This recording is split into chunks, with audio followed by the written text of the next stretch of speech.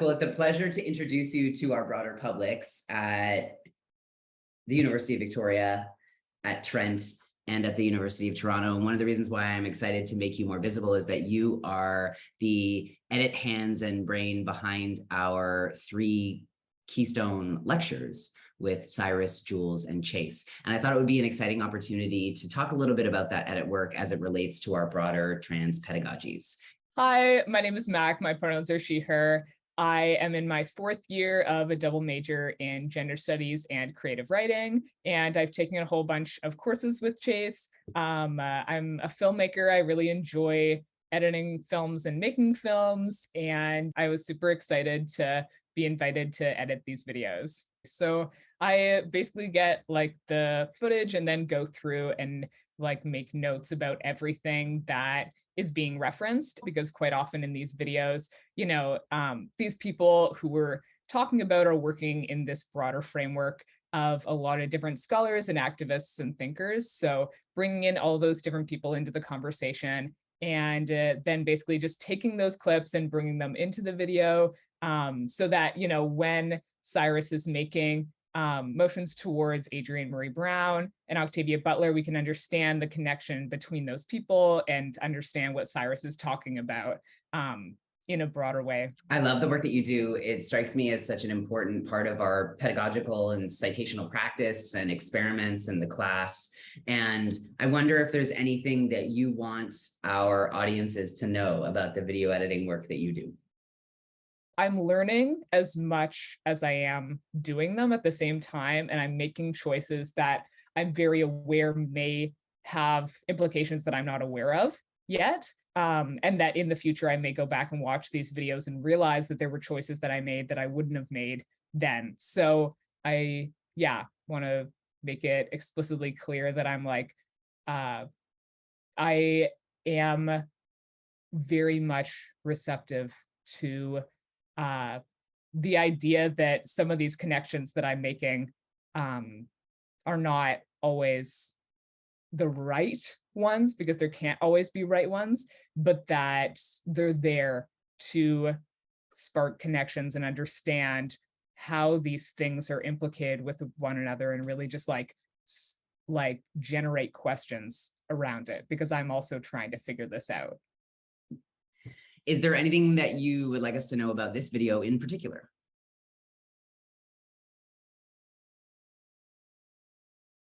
I would just like to say for everybody to please take care of yourselves.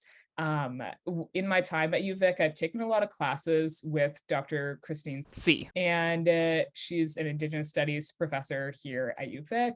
And she really emphasizes in all of her classes the importance of taking care of yourselves when you're dealing with material that's really difficult about real people's lives that often have very real connections to our lives as students who are taking, gender studies classes or Indigenous studies classes. So she talks a lot about reaching out to other people in the class to talk about how you're feeling as you're going through it.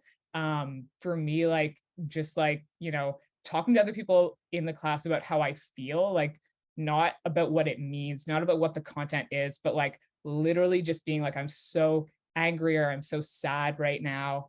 Going for walks, dancing, eating good food, getting a hug from someone, just take care of yourself in whatever way feels best for you as you're engaging with this content.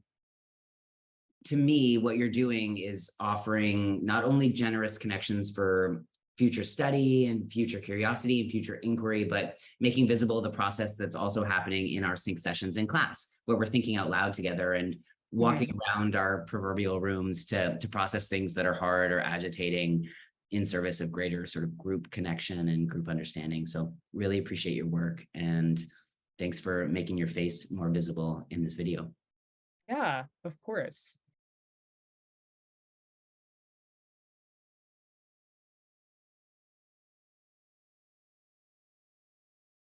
One of the things that we're so excited to do is really disrupt or trouble the traditional ways in which guest lecturers appear in our classes, and instead invest in conversation and collaboration and more of a workshop style methodology around shared questions and obsessions and ideas. And so we will link to a more formal bio, but we will not read it out here. And instead, I'm going to lead by introducing you, Jules, as one of my favorite thinkers and collaborators, and to out myself as a member of the Jules Gill-Peterson fan club, and to thank you for spending time with us in this way. And I know that some people will be more familiar with your work than others, and perhaps we could start with some of your early scholarly beginnings, recognizing that we are heading toward perhaps the most urgent of your ideas and your work in the contemporary moment. I was a history major at the University of Ottawa in undergrad, and slowly but surely became a professional historian during my career. But I was trained really, in the history of sexuality, and to some extent also in queer theory and queer studies. And during the time that I was going to graduate school, wasn't necessarily a kind of widely developed trans studies, or at the time we were more likely to call it transgender studies.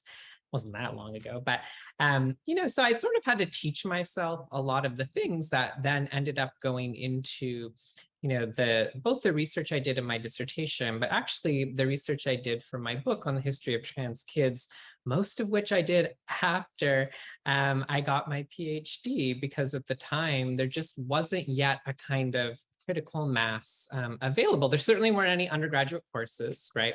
So every time I get to teach them or get to come hang out with folks who are, it feels a certain way. But there especially wasn't, graduate school level training. And so one of the things that's really kind of, fun and interesting for me is to have been a part of kind of cohort, I think, of scholars who maybe were trained a little bit more to think about sexuality or queerness, right? And now have both shifted and changed some of those methods and changed the scholarly conversations to calibrate them a little bit better for thinking about trans history or trans studies.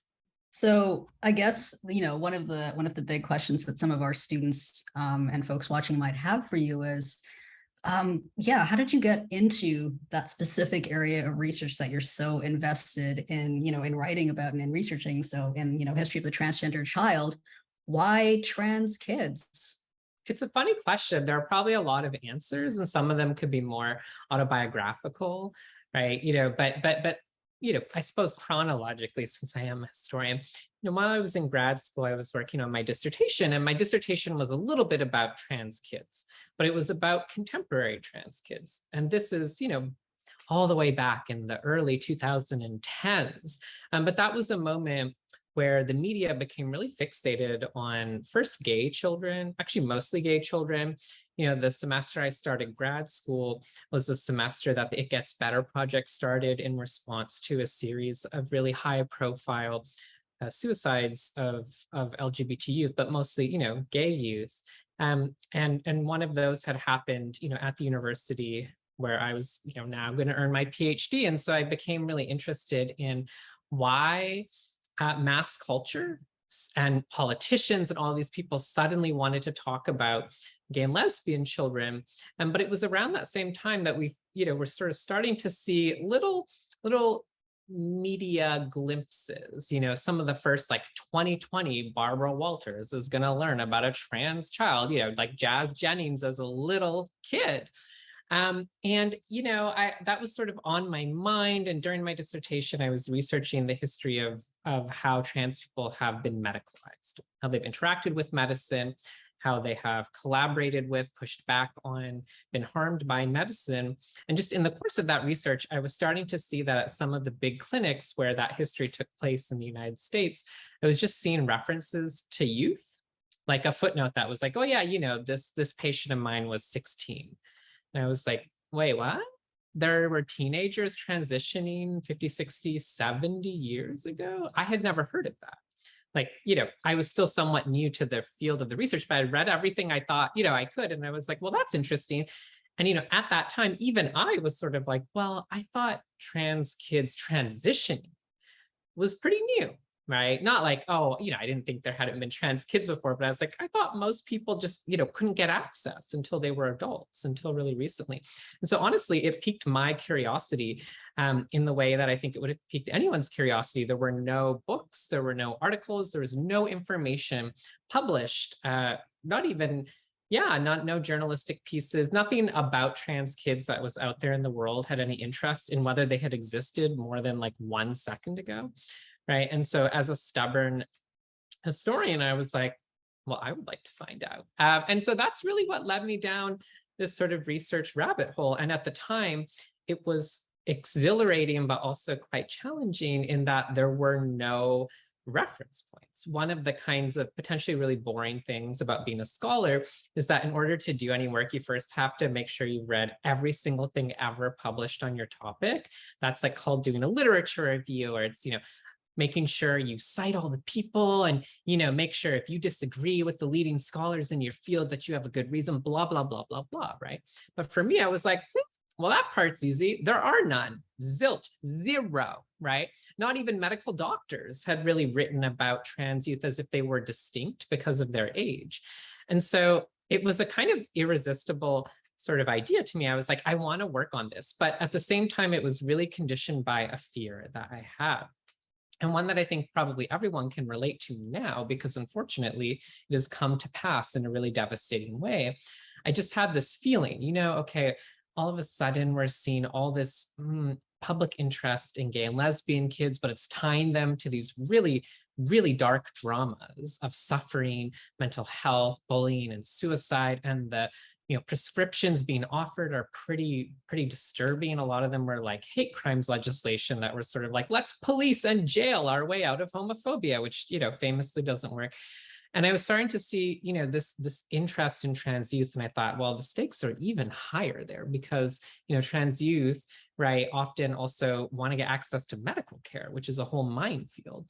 And so I was really worried that this new public interest in trans youth might basically, produce a lot of collateral damage and be really harmful towards them, in part because every single thing I saw just assumed that there had never been trans kids transitioning before. And I thought, well, that's a really difficult situation for trans youth to face. If they are being told they just showed up to the party, then it's really easy to dismiss them, not take them seriously, or even question their existence, right? And so that was the other motivation that went into my book, is I was very worried. And as I suppose a nerd would, my solution to that problem for me was like, well, I'll just write a 250-page book so that, no one can make these absurd claims. Of course, they still make them. But, part of what I wanted to do was utilize trans history as a method for standing up for and creating more ground for trans youth and adults and their families and friends and, caregivers today. So that, I think a lot of folks can relate to this experience of, as you're figuring out your gender and you're figuring out what you want to do with it in the world, you can often feel like this is really hard because it's like probably never happened before. I have to figure this out all by myself, right? And even if we know that that's not really true, it doesn't really matter because no one is helping you. You don't grow up in a world that tells you, you're allowed to be trans, or how, or what being trans is, or gives you any permission or any help or connects you to other people. And so history can stand in for that to some extent, right? And I just really felt like, I want trans youth to know that they weren't the first ones to go through what they're going through right now. And, that feeling has been magnified about 1 million times in the last 10 or 15 years, mostly, for frustrating and sad reasons due to politics, but all the more reason, I think, for us to feel like our history, it's complicated. It doesn't necessarily belong to us in the sense that the people in the past aren't really like us. We don't own their stories. They didn't live for us, right? But they really can push us and prompt us and galvanize us and reinforce us in ways that I think are really kind of powerful. And they have been for me in my life, for sure. I love this so much. And, your many musings are connected to one of our more philosophical questions, which is, to ask, what is the relationship between trans studies and trans life? And in particular, I've watched you skyrocket into the kind of mainstream journalistic world of the New York Times and of op-ed writing and of a kind of media presence. And I'm curious how you relate the work that you do as a historian from the underbellies of academia and a variety of different disciplines to the work that you do in perhaps more pop cultural circulation. Yeah, it's a great question. And look, it's tough, right? Let me say this, I grew up in a working class immigrant South Asian family in the suburbs of Vancouver. Like, I'm not that impressed by expertise, let me put it that way.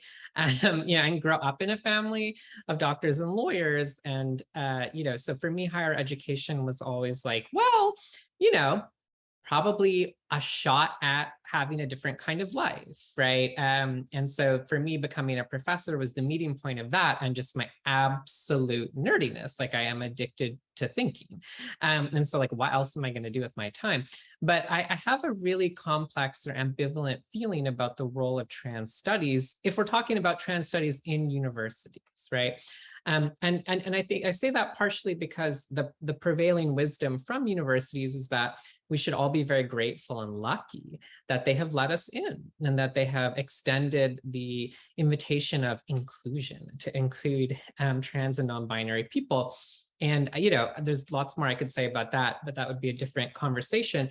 The point is, trans studies is an academic discipline. I mean, how much can it really do for trans people, right? Academia isn't a big job producer, and a lot of the problems that trans people face don't really have to do with whether or not they're symbolically included in an organization or in language. They have a lot more to do with everyday life. So I like to say that for most people, transition is lived as an experience of downward mobility. Right? Losing job opportunities, losing educational opportunities, losing family and other forms of support due to stigma that basically make your life more difficult, more stressful, and more expensive. And so, the number one way to combat transphobia, right, is to shower trans people with money, whether that's in the form of money you give them, or in the form of employment. And so trans studies can't really do either of those things. It doesn't have very many jobs to hand out, and academic jobs are famously not well paid for most people. And it also doesn't generally redistribute much else, right? Universities are in the process, in the practice of taking lots from people, but they don't give that much back. And so I think the value of trans studies, we can be more specific and concrete about it. So it does have to do with expertise. It has to do with knowledge more than it has to do with money or materiality. And so I think one of the big interventions of trans studies has been to interrupt the monopoly on authority over trans people's lives. Because for about the last 100 years, it has been, highly educated people who aren't trans who claim that they're the only ones whose perspective matters, whether we're talking about psychiatrists, right, endocrinologists, surgeons, public health researchers, social workers, sociologists, policymakers, whatever, right? But generally speaking, trans people have been talked about, they have been studied, they have been objectified, and they have been harmed by all of that. They've rarely been, often their expertise is used, but it's not credited to them, right? And so trans studies really has done something huge. It has interrupted that process from within the university, right? That is a pretty big deal. We have our own journal. That's not a medical journal, right? We have our own professorships in the humanities, not in, departments of psychiatry or plastic surgery. Not that we shouldn't have them there too, but the point being, there's a real broadening of knowledge and also a kind of political contest over who's authorized to speak for trans people. But, like I said, just to connect that back, I think the ways that the university, can't really be very democratic means that only some trans people, right, have kind of been able to step into that role. I'm one of them, and I'm grateful for that, on a personal level has been, really interesting and enjoyable. It's very difficult, right? You can be an expert and walk out into public, right? And I've learned a lot, I think, about this through trial and error, where on the one hand, I'll say this, since it's just the three of us talking, I never quite understand why, let's say like a journalist at the Times, when they pick up the phone and call me, which they have done many times, I never quite understand why. And what I mean by that is like, well, you know, how much of it is them saying like, okay, great, she is a, you know, nationally recognized researcher. She's got a PhD. She wrote a monograph that was peer reviewed. She holds a professorship at a, you know, a university with a high rank, blah, blah, blah, right? All of these things that on paper are traditional metrics of prestige, right? But those are not forms of prestige that usually stick to trans people, let alone trans women, let alone trans women of color, right? And so sometimes I'm like, wow, that's interesting that you overcame all of those implicit biases to pick up the phone. So sometimes I'm like, I don't know, is it that I'm just like working it, you know, enough that people are like, I don't know, she's well-spoken, or she just knows everything. She's a weird encyclopedia person.